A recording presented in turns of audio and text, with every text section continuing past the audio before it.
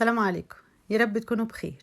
فيديو النهارده ان شاء الله هنعمل فيه الحمام المحشي، وهنحشي رز بالخلطه. طعمه جميل جدا، طريقه حلوه قوي قوي، هتعتمديها على طول عندك في الحمام او في اي حشوات. هيطلع معاكي حلو جدا، طعمه هيعجبك قوي، وكمان هقولك ازاي ما يفرقعش معاكي وازاي طريقه التسويه الصحيحه بتاعته. يلا بينا نشوف عملناه ازاي. بس الاول لو مش مشتركه في القناه اشتركي وفعلي الجرس وما تنسيش اللايك.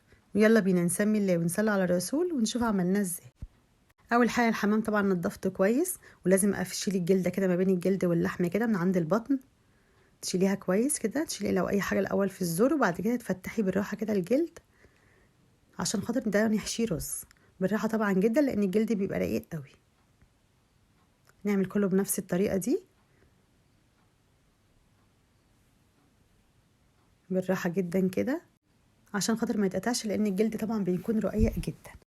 نخلصه كله كده بنفس الطريقه، وبعد كده بقى نقعه في ميه بملح بخل ودقيق وطماطم. الخلطه بقى اللي احنا بنعمل بيها اي طيور، زي ما بتغسلي الطيور بتاعتك اعمليها بيها، ونقعه شويه كده. وطبعا لازم يتصفى كويس قبل ما نيجي نحشيه. خلصناه خالص، وبعد كده بعد ما اشطفه كويس اصفيه بقى، احطه في مصفى. لازم اتاكد ان ما فيهوش ولا نقطه ميه، وكمان لو في ميه انشفه بمنديل. دلوقتي بقى هعمل الخلطه بتاعته، خلطه الرز. كده الحمام خلاص ناشف معايا اهو، هركنه على جنب. والكبد والقوانص بتاعته قطعتها كده وجهزتها، وكمان معايا التوابل اللي انا هحطها عليها هنقولها دلوقتي. اول حاجه كده قطعت بصلتين كبار، دول بصلتين كبار كده او 3 بصلات وسط. اقطعهم كويس، يا اما اقطعهم ناعم او اضربهم في الكبه. انا ضربتهم في الكبه بس ما نعمتهمش قوي زي المبشور يعني، خليتها كده حتت صغيره. وادعكم بحبه ملح وفلفل الاول كده كويس. خدت منهم بس حوالي نص بصلايه كده صغيره، تبلت بيها كده الحمام وركنته من بره ومن جوه كده، واركنه واسيبه. دلوقتي بقى هعمل الرز بالخلطه في حله بقى على النار كده، وحطيت معلقتين زبده ومعلقتين زيت، طبعا سمنه بلدي. ونزلت الاول بالقوانص، لان القوانص بتاخد وقت الاول في السوا شويه. انزل بيها شويه واسيبها كده لما الاقيها غيرت لونها كده وبدات تستوي. بعد كده انزل عليها بقى بالبصل اللي انا متبلاه. البصل اللي انا حاطه عليه ملح وفلفل، انا حاطه عليه ملح وفلفل اسود ودعكاه كده. هنزل عليه بقى على القوانص واقلب فيه لحد ما البصل يدبل خالص. اقلب برضه، استمر في التقليب كده لحد البصل ما يدبل قوي. واول ما يدبل بقى انزل عليه الاول بالتوابل، احط عليه التوابل اللي انا عايزاها. قطعت كمان قرن شطه كده احمر، ده حار. عايزه تحطي بارد براحتك او ما تحطيش خالص، بس هو الحار ده بيديله طعم حلو قوي. قرن واحد بس كده. هقلبه تقلبتين معاه، وبعدين هنزل عليه بالبهارات بتاعتي. معايا معلقه كبيره من ال7 بهارات، ومعلقه كبيره من بهارات اللحمه، ومعلقه كبيره فلفل اسود.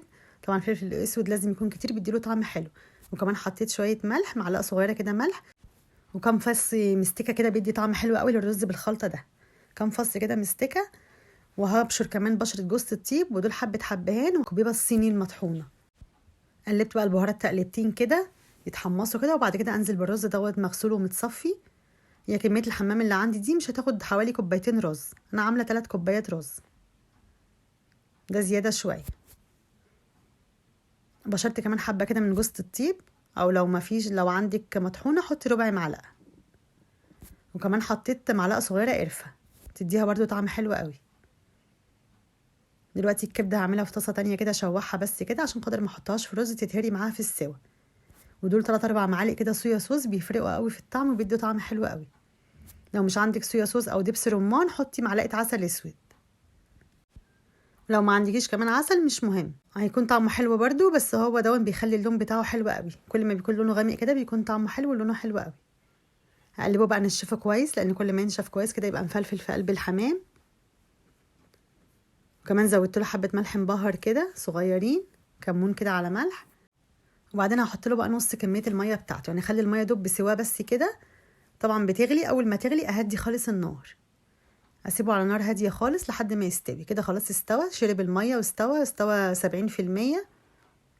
ما سويهوش اكتر من كده عشان خاطر يبقى مفلفل ما يعجنش في قلب الحمام. كده خلاص استوى، لونه حلو قوي. الكبده بقى كمان حطيتها كده على الوش، احطها كده على الوش حبه صغيره. لو عايزه تزودي كبده تاني زودي، بس دي بتاعت الحمام بس.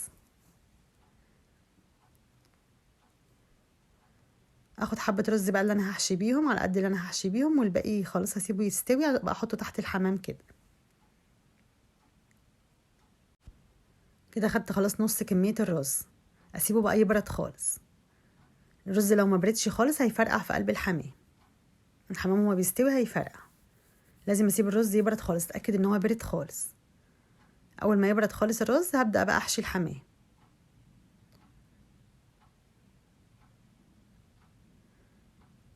الحمام ده طبعا هو حمام صغير، اللي هو من البردي دون صغير، بس انا هنملاه هنحط فيه رز وهيبقى يكبر وهيكون شكله حلو وطعمه حلو. احشي الاول من عندي الزور كده كاني بحشي سجق كده. ده كل ده من تحت الجلد. الاول احط فيه من بره كده من تحت الجلد، ما اكبسوش قوي. افرد كده الرز في قلبيه من جوه. طول ما شايفاه فيه مساحه خلاص يبقى الرز هيستوي، لكن لو مكبوس على الاخر الرز مش هيستوي. حطيت فيه برده حوالي معلقتين 3 كمان من قلبيه.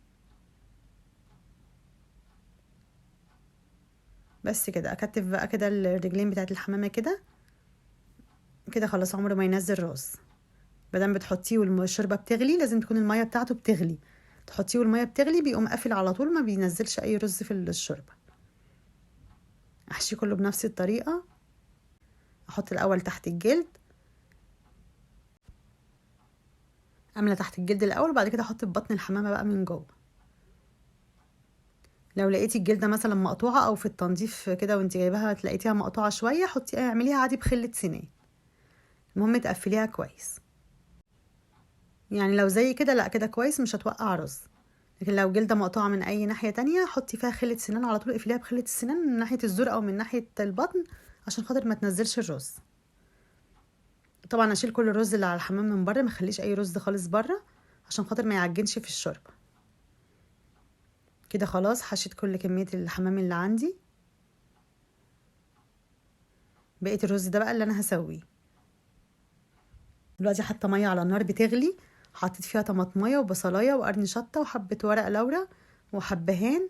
اللي عايزه تحطيه بقى في الشوربه حطيه. كل الحاجات دي بتدي طعم حلو قوي في الشوربه. طبعا لازم انفض الحماميه كده كويس، ما اخليش عليها خالص اي رز من بره، واحطها والميه بتغلي. لو لقيت الميه بردت مني شويه ما احطش بقيه الحمام لحد الميه ما تغلي. اشيل بقى كل الرز اللي عليه من بره كده واتني الجنح بتاعه لورا كده بالطريقه دي. كده ينزل في الميه يقفل على طول، ما ينزلش ولا حبايه رز. احط كله بقى بنفس الطريقه. طبعا الاول الميه بتكون النار بتكون عاليه، الميه بتغلي والنار عاليه. اول ما احط كل الحمام ويبدا يغلي، لانه طبعا بيبرد الميه، اول ما يبدا يغلي اهدي خالص النار عليه، لان النار لو عاليه عليه الحمام هيفرقع. الحمام بيفرقع من النار العاليه.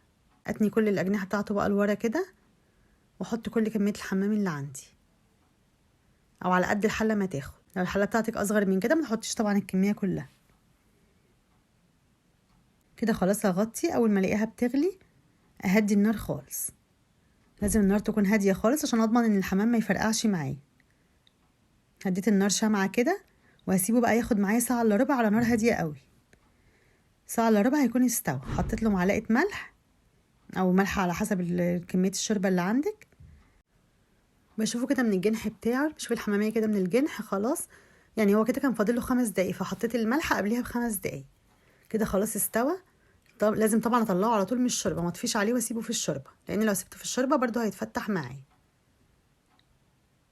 كده خلاص استوى، طلعته كله.